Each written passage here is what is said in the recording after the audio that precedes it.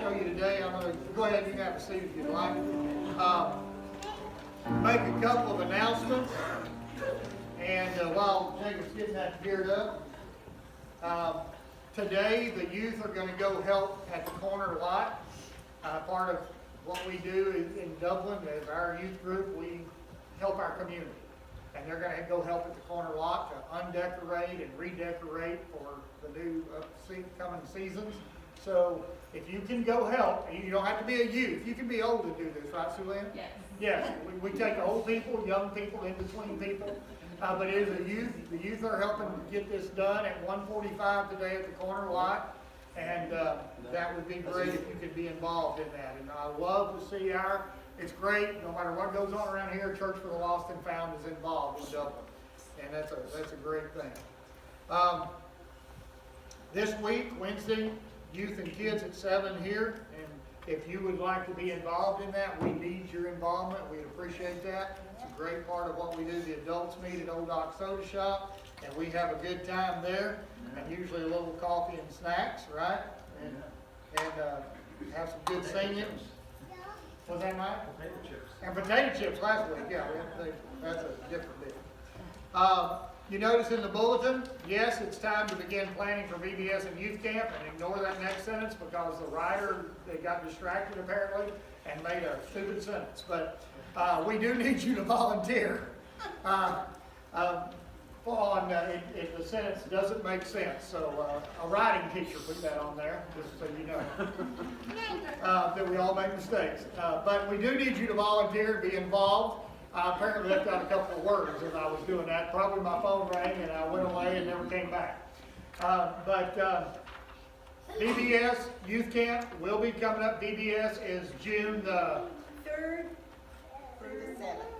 through the 7th. 3rd through the 7th of June is VBS, so nobody goes on vacation then. Mark that, your VBS.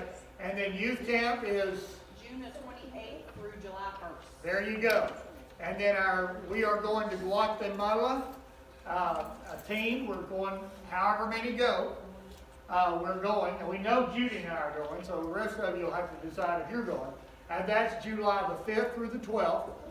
They'll have project plan for us. We'll be working, at least y'all will. I'll probably take care of Layla, but y'all will be. I'll take care of Layla. Yeah. I gotta go. But we will be going to work and help them. I'm going to show you a little video today.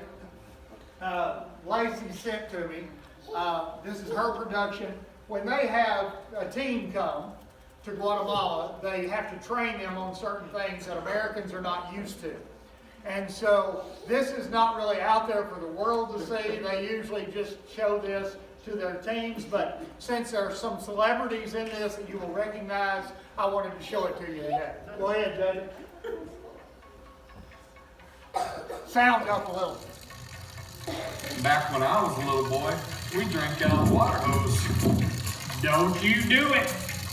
Don't you do it.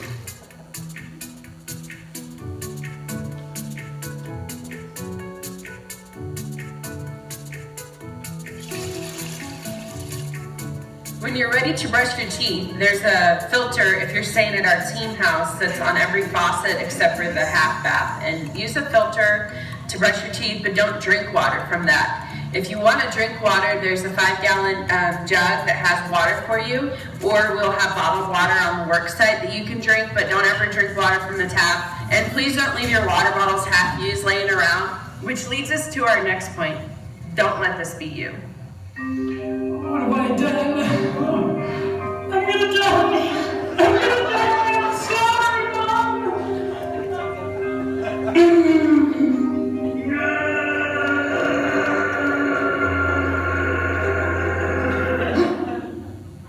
We would ask that you only eat the food that we give you, or if you're eating at a school with us, we'll be providing the food at a restaurant, but don't buy food off the street. If you brought snacks to eat, that's fine.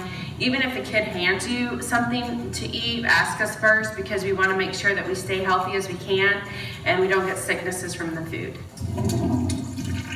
While we're talking about bathroom stuff, never put your toilet paper in the toilet anywhere in Guatemala. Always put your toilet paper in the trash.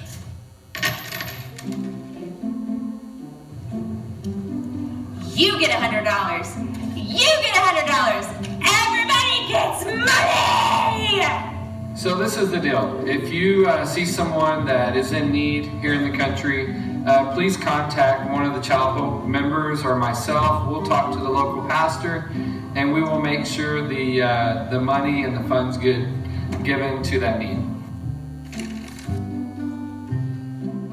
So extortion is a real thing here in Guatemala, and so please be careful who you give your name out to, numbers, or any kind of Facebook, social media contact to keep yourself safe and also keep the ministry safe.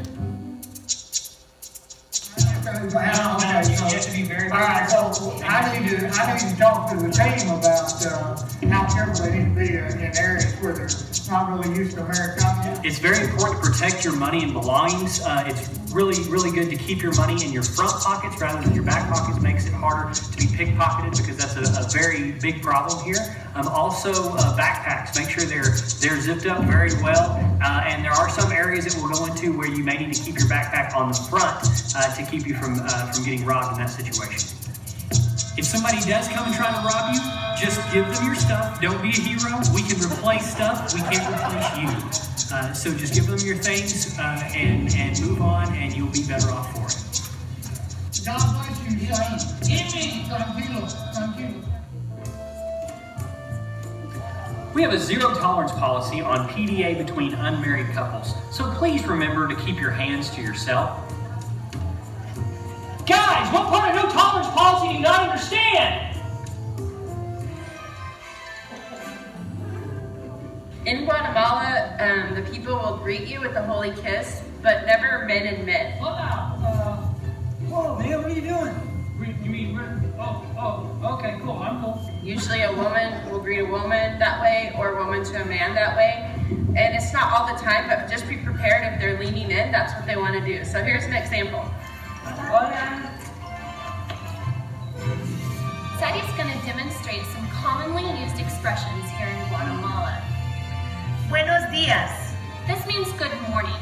Oftentimes it's also used to say hello. Can you repeat? Buenos días. Buenas tardes. This means good afternoon. It can also mean saying hello in the afternoon. Buenas tardes. Buenas noches. This is a way of saying hello in the evening. It also means good night.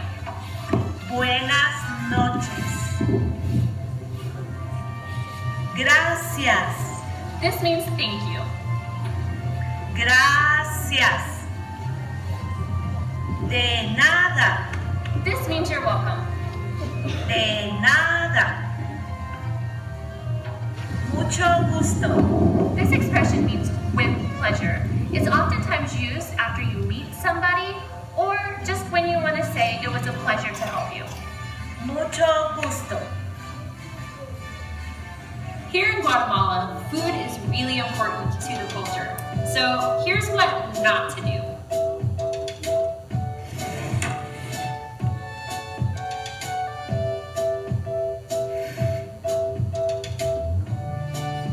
What is this? We don't eat nothing like this in the USA. When you're given food, whether in a ministry setting or even at a restaurant, eat it with a glad heart. Eat as much as you can as what is put in front of you and offer thanks in their own language. Gracias.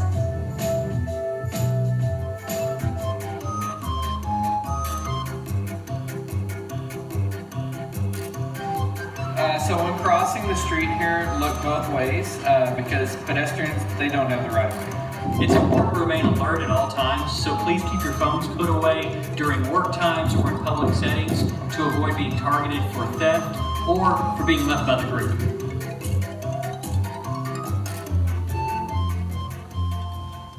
All right. Lacey put that all together. She did a great job, huh? If some of y'all, hope that didn't scare you away from going to Guatemala. But I just wanted you to see what some of the stuff they're working on. By seeing that video, you see most of the missionaries that Kenny and Lacey work with in the country, as well as them, all those people in it, except you saw me. That's when we were down there, we made that little segment. But that's people that they work with that are active in the country and what's going on. So if you plan to go to Guatemala, please let me know soon. By the end of February, we will have tickets bought and plans made for the number that's going. So please come talk to me if you want to go or are thinking about it, want to know amounts and all that. Ushers, get ready. We'll receive the offering today. One more thing I want to say before we take the offering, and that is starting on February the 10th. If you were here for our annual business meeting, you heard me say that we are going to start some real life training things. In fact, we're going to call it life plans. We're going to do it by the number of people who actually want to be involved. We're not going to just come here and wait for you to show up. We want you to sign up, and we're going to talk about some real life stuff like anxiety, depression, failure, broken homes, problems in families, problems in relationships. We're going to get real specific and real down to not only have Judy and I worked with people for 40 years, but we have been married for almost 42. 2 of the best years of her life. And we have dealt with a lot of situations and a lot of people in our own family, health issues, terminal illnesses. We're going to talk about real life stuff. And it's not going to be like preaching. It's not going to be like you come and like you do here on Sunday morning and just listen to me. It's going to be very interactive. It's going to be a time we can get together, but we want you to sign up. If you don't sign up, I won't be sitting here waiting for you to show up. If you sign up, no matter how many there are, we will be here. And the first one will be February the 10th at 5 o'clock in the afternoon. And we'll join up here. We'll probably have some snacks because we can't do anything without coffee and snacks. But we will have something going on, and then we will get down to business on that.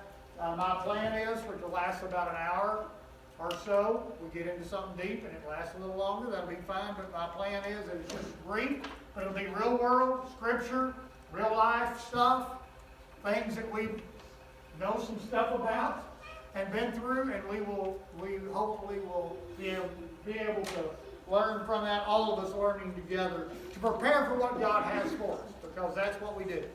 We prepare for real life, and then we go out there and do it. And God has a plan. So it's going to be life plan class. And if you want to be in it, come sign up today and let us know that you're going to be there. This will be out next Sunday also, but be prepared for that.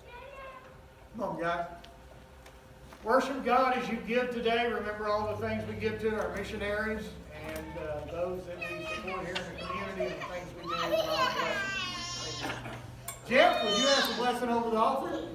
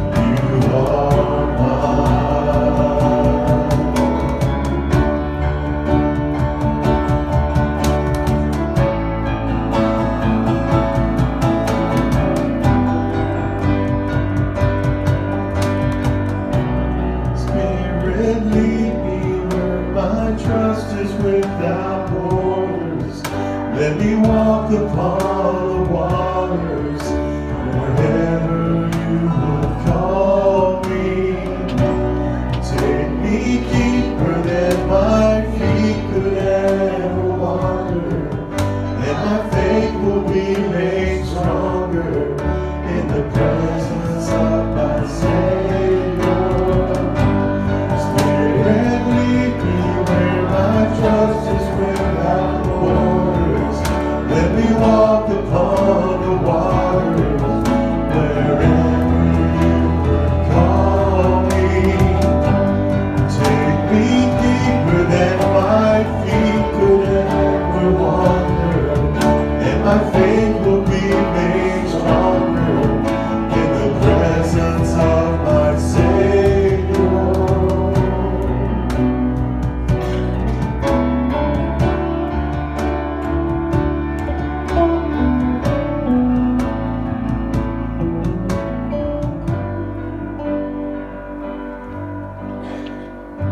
So I will call upon your name and keep my eyes above the waves. When oceans rise, my soul will rest in your embrace. When I am yours, you are mine.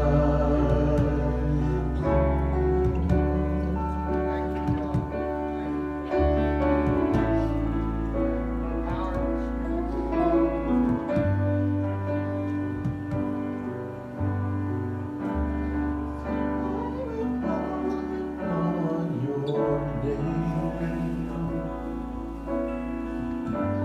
and keep my eyes above the waves. When oceans rise, my soul will rest in your embrace. When I am yours, you are mine.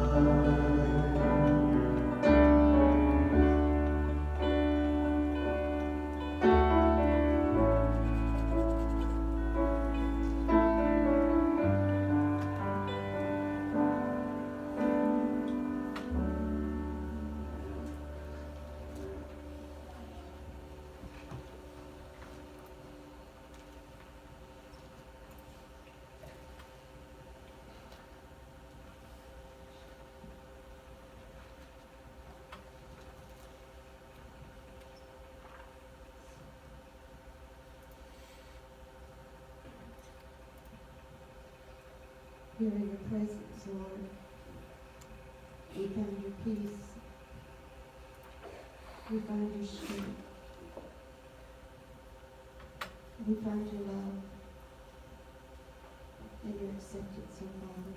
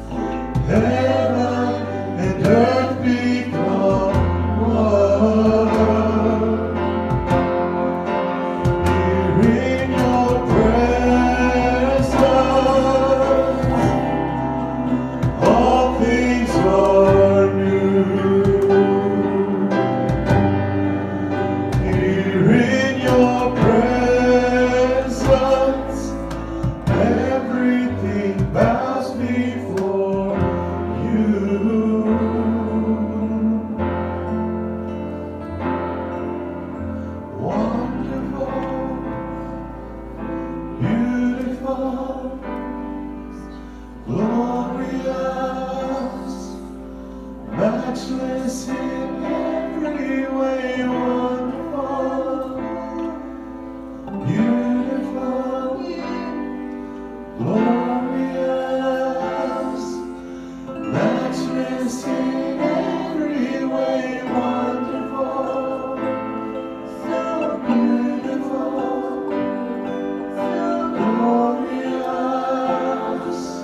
Matchless in every way, wonderful, beautiful,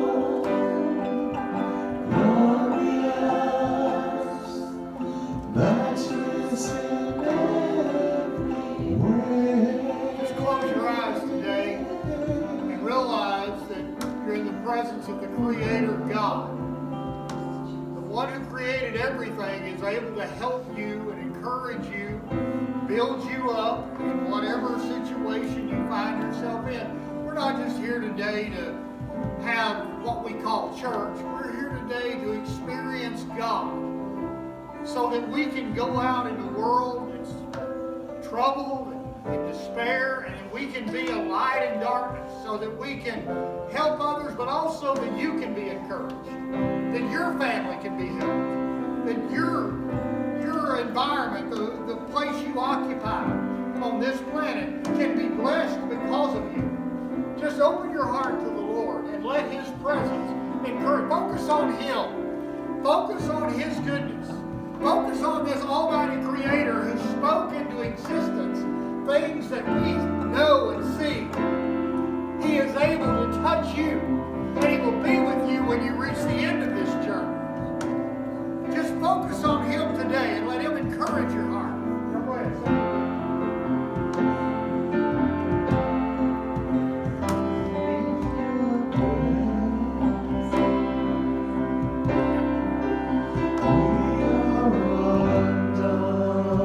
Thank you, God. Here in your presence, heaven and earth become one. Here in your presence, all things are new. Thank God. Thank you, God. Here in your presence, everything bows before you.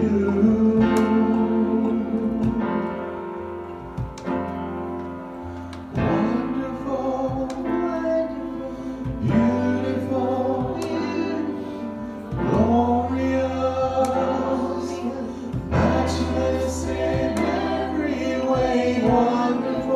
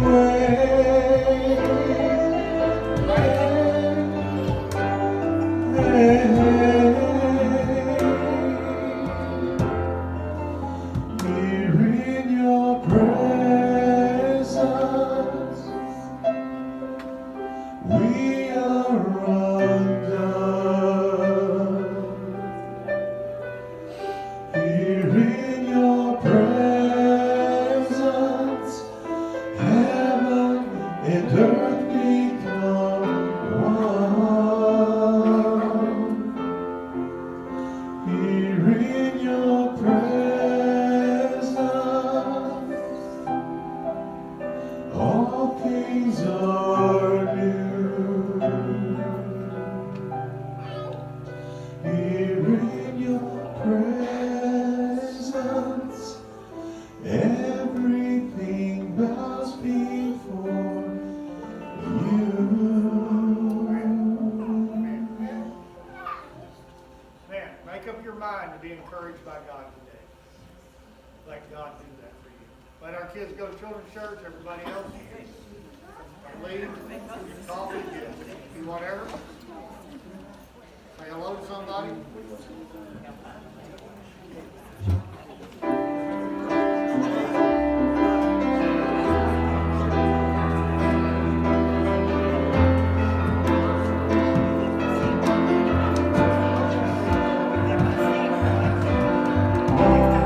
Eyes can't see the way you hold me. How I live in your heart.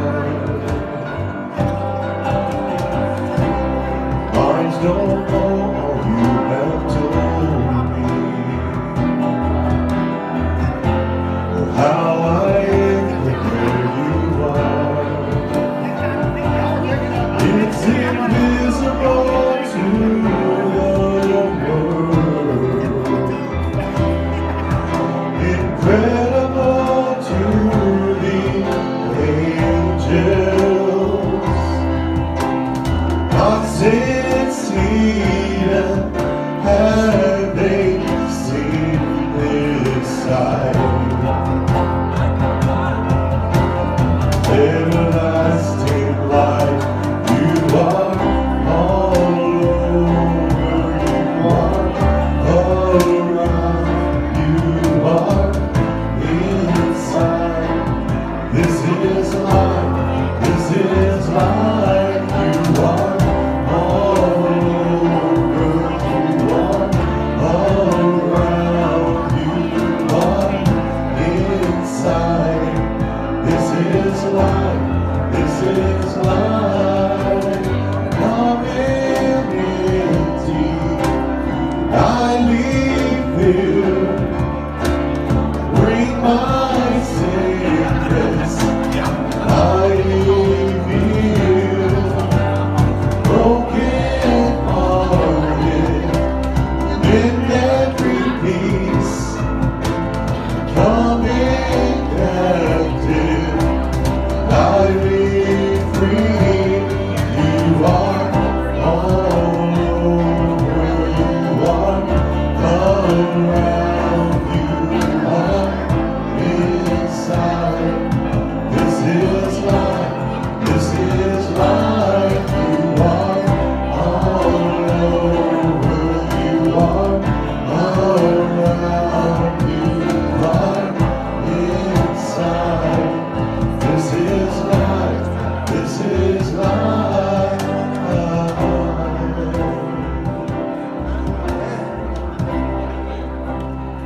Amen. Very good. Very good. Give our band a hand.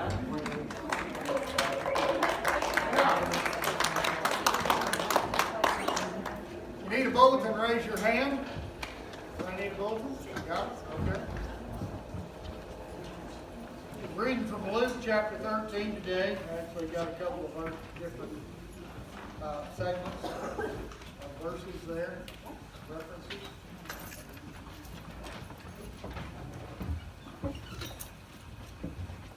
Luke chapter 13.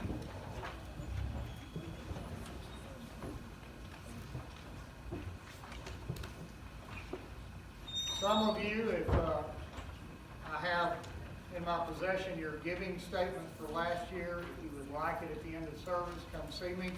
If you don't pick it up, we'll mail it to you. But if you'd like to pick it up here, I have it. It'll be mailed out this week. The ones that are left. Luke 13, beginning at verse 21. At that time, some Pharisees said to him, "Get away from here if you want to live. Herod Antipas wants to kill you."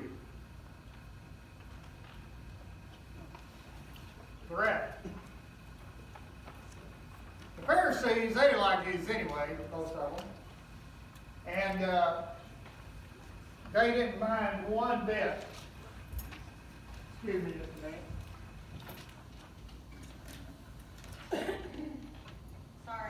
all right. I can't hear good, but I can hear that. Herod was a killer, for sure.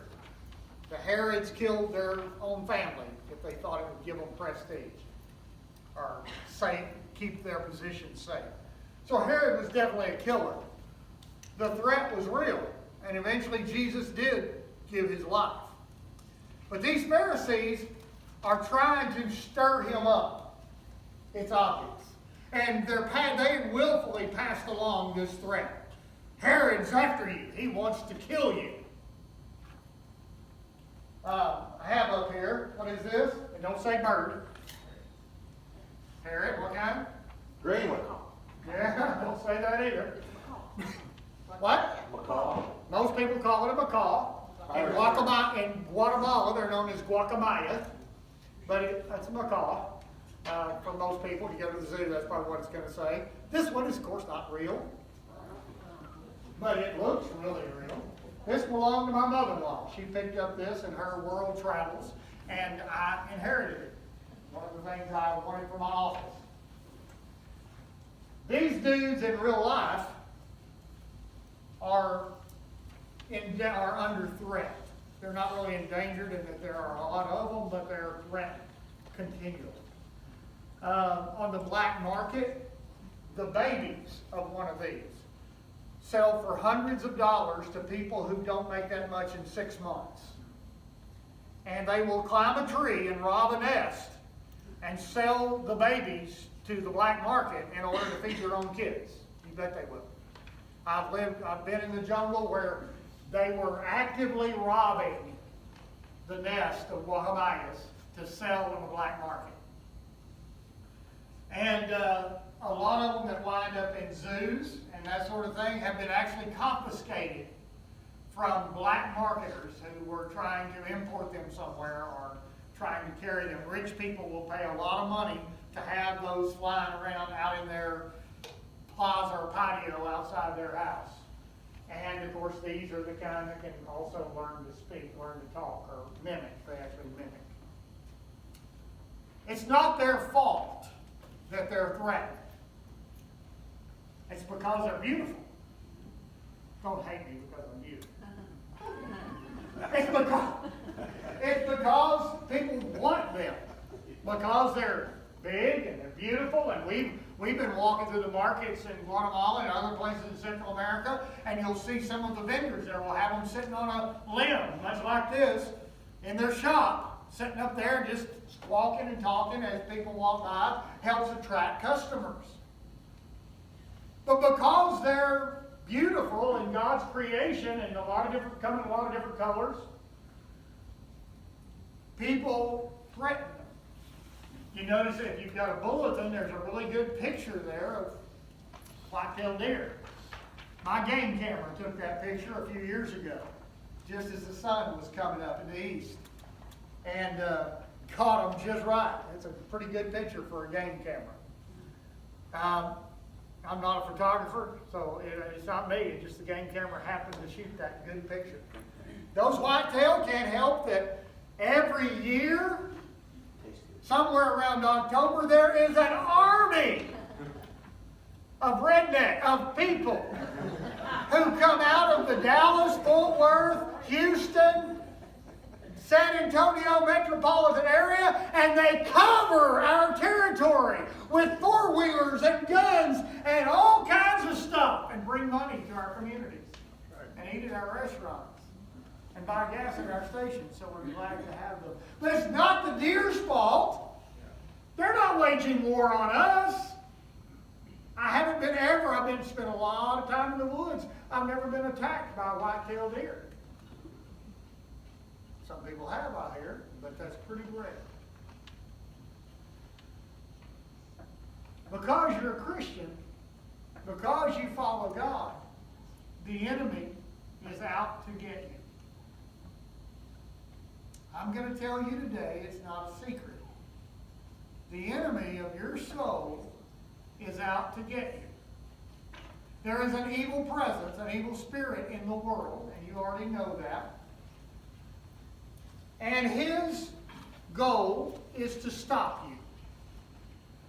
Just like Herod Antipas was out to get those believers at that point, and then later it got worse. Nero came along, and you know what happened with that, and a lot of the apostles died at his hand. But I like the reaction of Jesus here. Because these Pharisees come and say, get away from here if you want to live. Herod Antipas is going to kill you. I love what Jesus says.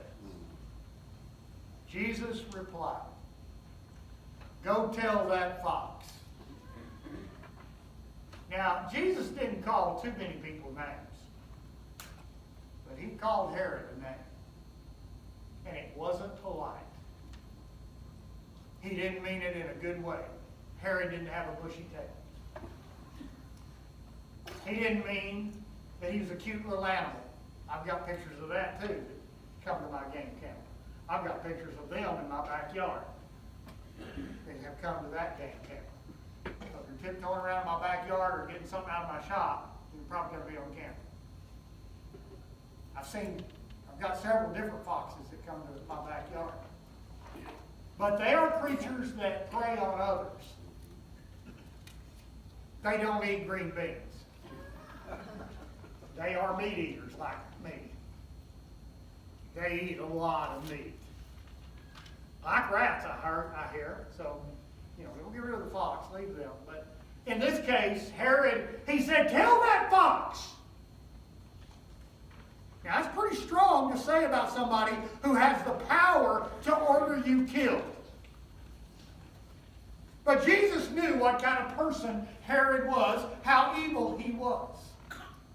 So Jesus said, since you boys are good at carrying messages, and you want to warn me that I'm going to be killed, I tell you what, you go back, and you tell that fox, and they ain't brave enough to do that. Those Pharisees weren't brave enough, Jesus knew. But he said, you go tell that fox that I will keep on casting out demons and healing people today and tomorrow. And the third day, I will accomplish my purpose, or I will finish what I started. Yes, today, tomorrow, and the next day, I must proceed on my way. For it wouldn't do for a prophet of God to be killed except in Jerusalem.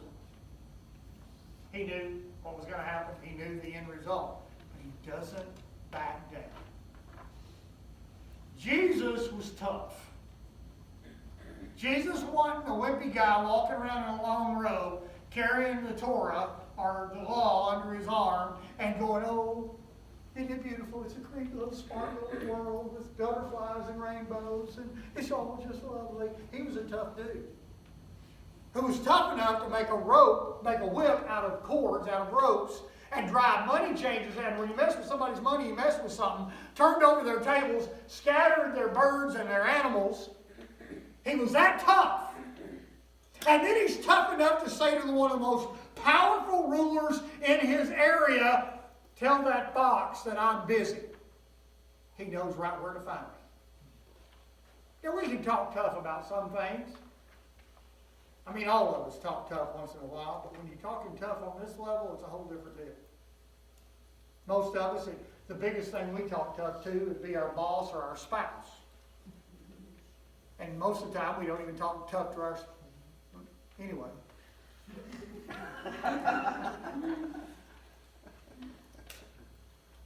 I remember, when I was teaching every day in a classroom, they do a lot of them now, but they do evaluations. They do teacher evaluations where an administrator walks into your classroom, sits down, and checks off things. Now they do it all the time, but they do it regularly. I think they should make sure you're doing what you're supposed to be doing. But sometimes it gets a little much. Well, I would have the administrator would email me or walk by and say, Mr. Horton, I'm going to come by and do your evaluation next week. When would you like me? I said, I'm showing every day. I always said the same thing. I'm showing every day. Drop by anytime. I wouldn't plan anything special for them. Evaluate me whenever you want to, because this is all you get. This is all there is. I can't pretend to do anything else. Drop by anytime. And they say, well, some people want us to come out. I'm showing here every day, so just drop by anytime. Well, Had donuts and coffee, and no, we didn't have that. But sometimes we did have snacks. Don't tell anybody, Cassidy. We had an opportunity to say, whatever you want to do it. And you might say to your boss, well, hey, I'm not coming in today, I just don't feel like it. That's pretty bold, huh? But when you tell the guy that has the power to kill you, here's what I'm doing. And I'm going to keep doing it until I'm done. That's good. That's tough. See, because what the enemy knows, and what the enemy was trying to do here with Jesus, is stop what he's doing. What the enemy's trying to do with you is stop what God has for you to do. He hates you, and it's just because you're beautiful. You're beautiful in God's eyes, and God can use you for His purpose, but He will do anything, even simple, stupid stuff, to stop you.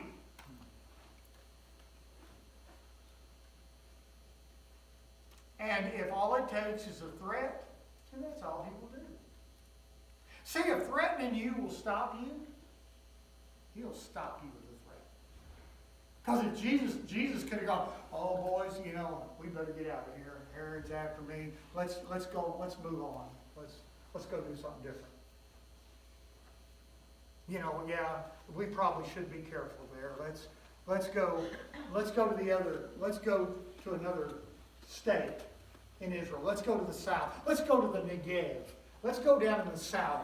Let's go to Egypt. Let's go somewhere else. No, he didn't. He didn't run. It's tough. See, the enemy of your soul knows that he don't have to kill you to stop you.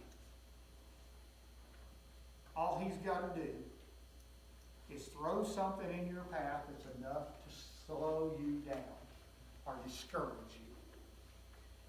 And I'm going to tell you, if all he's got to do is make you tired, you'll be tired every day. If tired stops you, then you'll be exhausted all the time. And you won't even know why. If that will stop, can't make it today. Now, don't take offense to this. I can't make it today, Brother Ronnie. I'm just exhausted.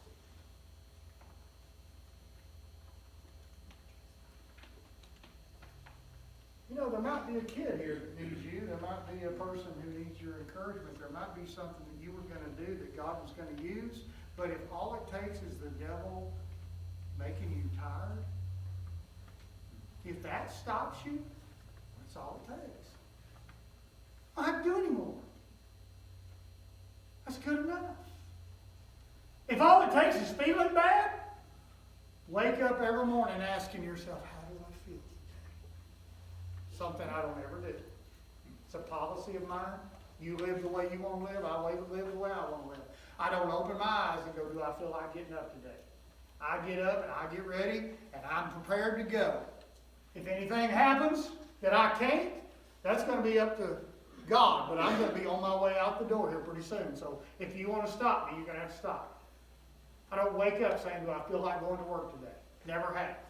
Not since I was 13 years old. I don't wake up seeing if I feel good enough. Because if that's all it takes to stop you, the devil will help you feel bad every day. If all it takes to stop you is company coming, company will come every Sunday. The devil will see to it. Or every Wednesday night. Or every time you're planning to do something for God, something will happen if that's all it takes to stop you. If all it takes to stop you is your kids complaining, your kids will never quit complaining. If all it takes to stop you is having trouble with your spouse, you will never quit having trouble with your spouse. Because the enemy knows he doesn't have to kill you to stop you. He just has to throw a wrench in the machinery. He just has to put something in your way. A stumble block.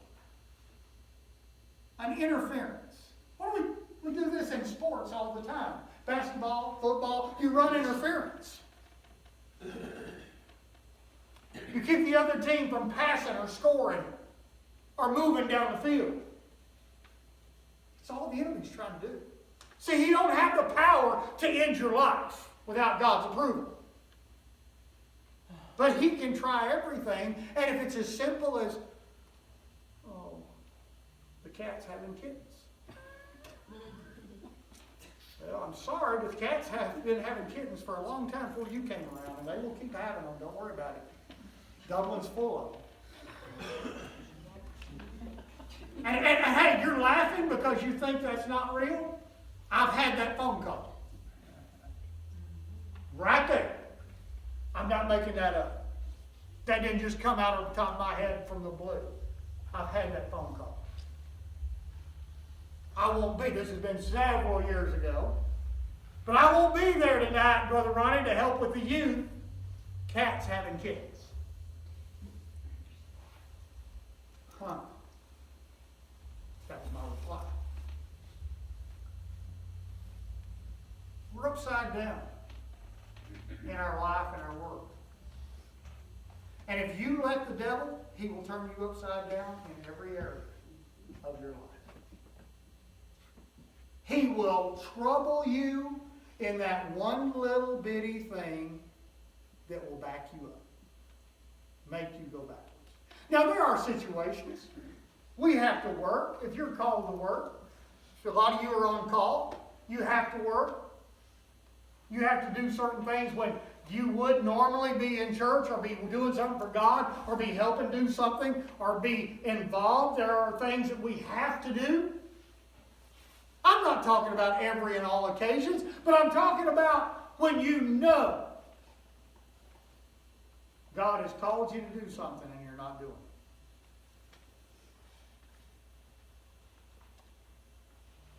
Even because God will give you every opportunity to do His will.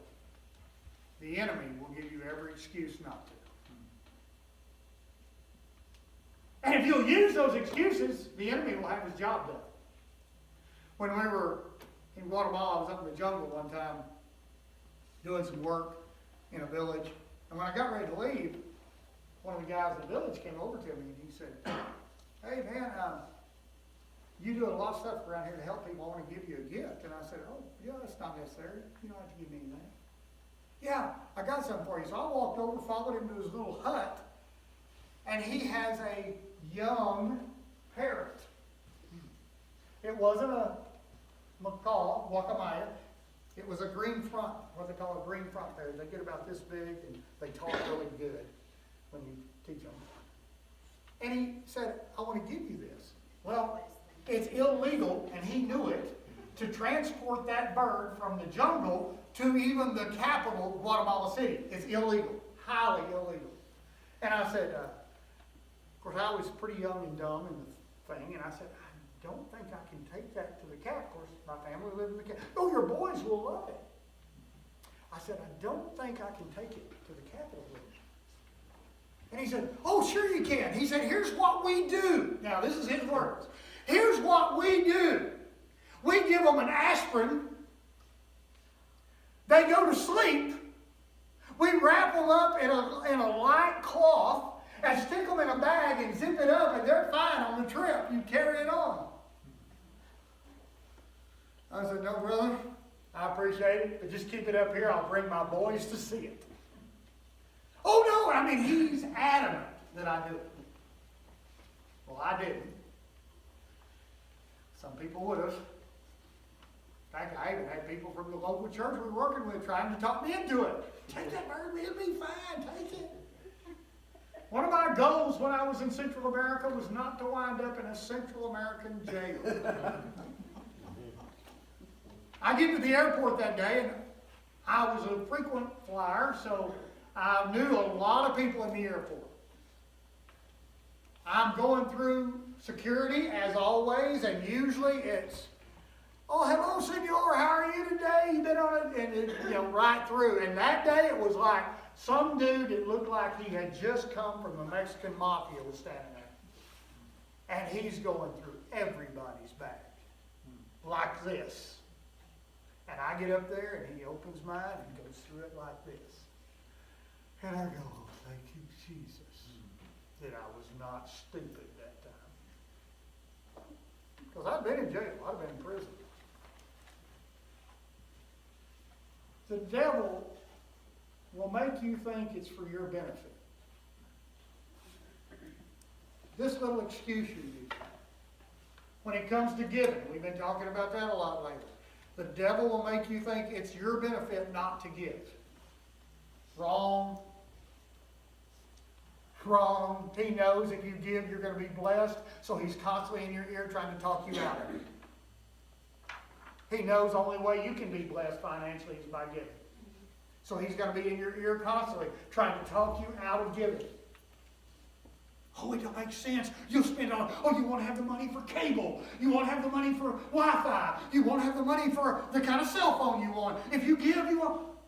He's constantly trying to tell you it's for your benefit. Oh, your boys will love this bird. It talks really well. This one's real healthy. It's one of the best ones we've found lately. They're selling them on the black market and they want me to take it.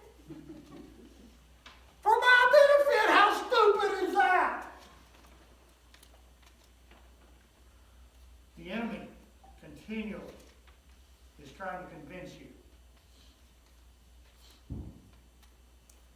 Let me tell you, I'm not trying to pick on anybody or pick at you're trying to take care of your family or your loved ones or do the right thing in your life.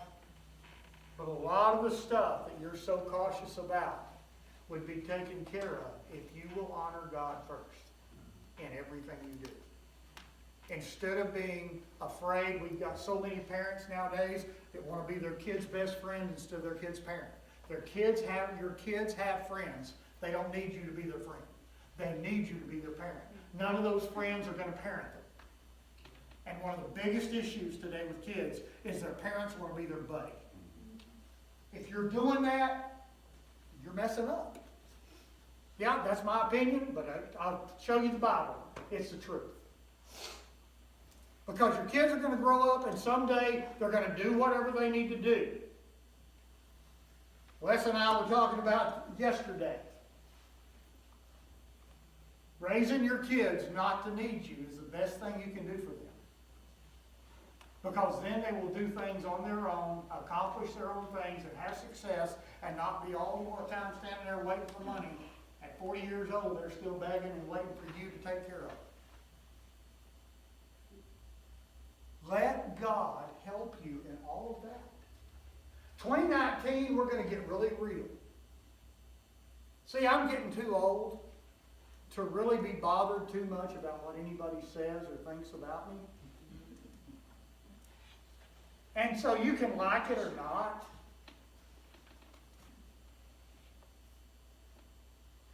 Somebody asked me the other day why I did something. I said, because I had a job when I found this one. I just do what I need to do, what I feel like God wants me to do. I hear Walmart's hiring. You know, I'm not too worried.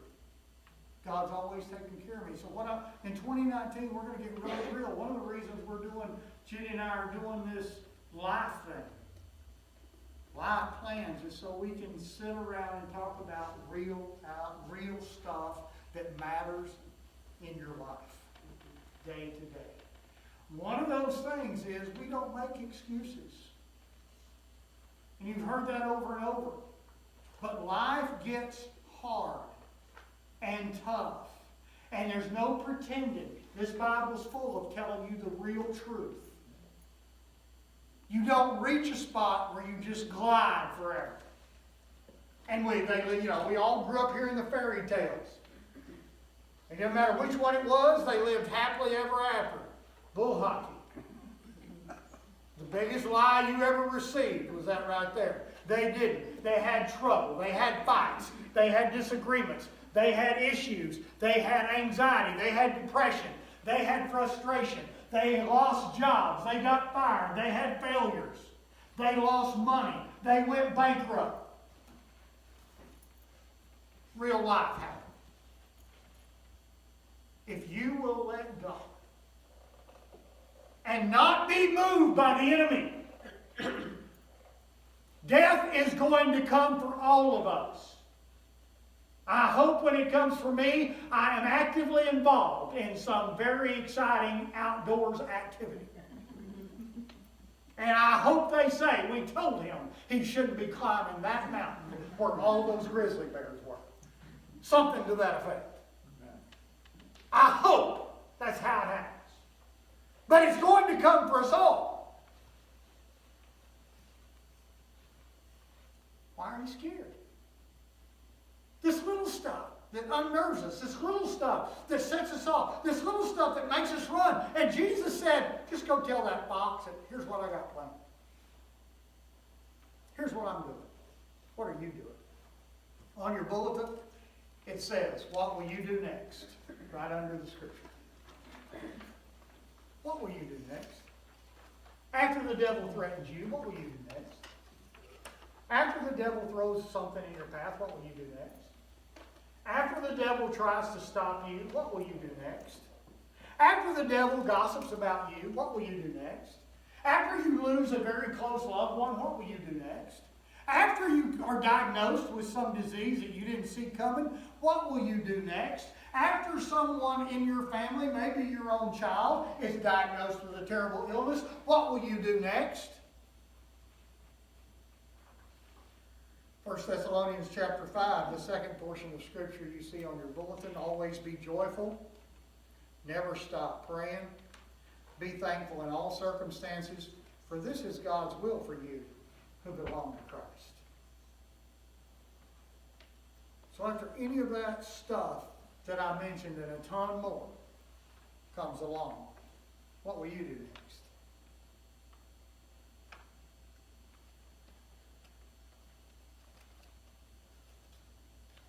We can all tell stories about things that have hurt us.